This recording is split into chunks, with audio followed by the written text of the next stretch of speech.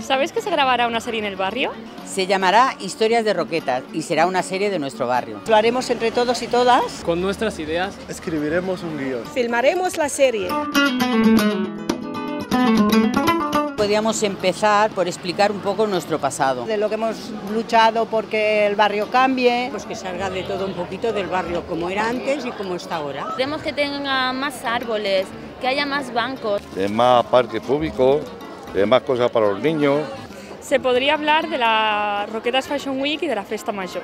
Podemos hablar de la diversidad cultural. De la buena convivencia aquí en el barrio. Es un mix que fortalece el barrio y eso me gustaría que saliese. ¿Y a ti qué te gustaría que explicara? Lo contamos el 29 de noviembre. A las 6:30. En el Tony Guida. Participa en la creación de la serie. Tengas la edad que tengas. Anímate y ven.